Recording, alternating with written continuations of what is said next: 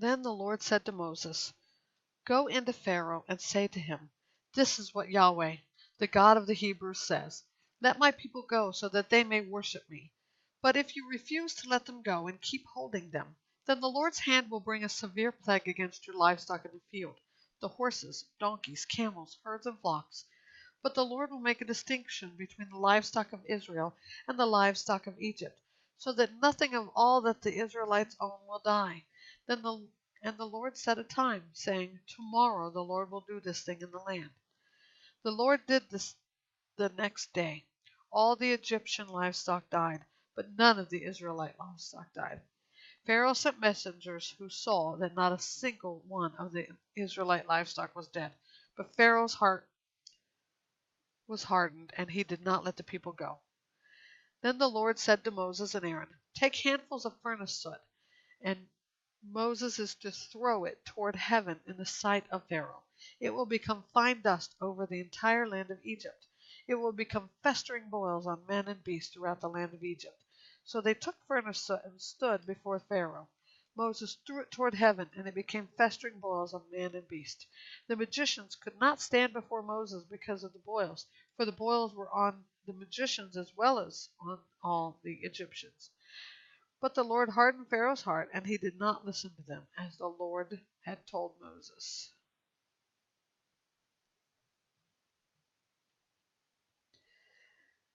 Then the Lord said to Moses, "Get up early in the morning and present yourself to Pharaoh. Tell him, 'This is what Yahweh, the God of the Hebrews, says. Let my people go, so that they may worship me. Otherwise I am going to send all my plagues against you, your officials, and your people. Then you will know there is no one like me in all the earth.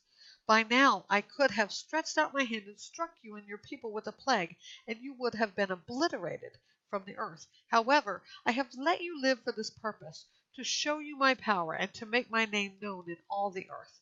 You are still acting arrogantly against my people by not letting them go.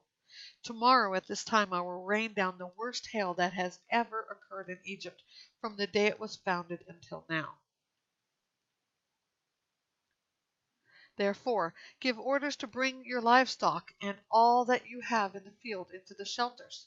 Every person and animal that is in the field and not brought inside will die when the hail falls on them. Those among Pharaoh's officials who feared the word of the Lord made their servants and livestock flee to shelters. But those who didn't take the Lord's word seriously left their servants and livestock in the field. Then the Lord said to Moses, 'Stretch out your hand toward heaven, and let there be hail throughout the land of Egypt, on man and beast, and every plant of the field in the land of Egypt.' So Moses stretched out his hand toward heaven, and the Lord sent thunder and hail. Lightning struck the earth, and the Lord rained hail on the land of Egypt. The hail, with lightning flashing through it, was so severe that nothing like it had occurred in the land of Egypt since it had become a nation. Throughout the land of Egypt the hail struck down everything in the field, both man and beast. The hail beat down every plant of the field and shattered every tree in the field. The only place it didn't hail was in the land of Goshen, where the Israelites were. Pharaoh sent for Moses and Aaron. "I have sinned this time," he said to them. "Yahweh is the righteous one, and I and my people are the guilty ones. Make an appeal to Yahweh. There has been enough of God's thunder and hail. I will let you go. You don't need to stay any longer."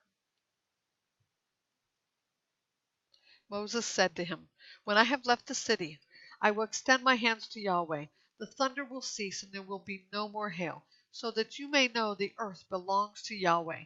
But as for you and your officials, I know that you still do not fear Yahweh our God." The flax and the barley were destroyed, because the barley was ripe, and the flax was budding. But the wheat and the spelt were not destroyed, since they are later crops. Moses went out from Pharaoh and the city, and extended his hands to the Lord. Then the thunder and hail ceased, and rain no longer poured down on the land. When Pharaoh saw that the rain, hail, and thunder had ceased, he sinned again and hardened his heart, he and his officials. So Pharaoh's heart hardened, and he did not let the Israelites go, as long as the Lord had said through Moses.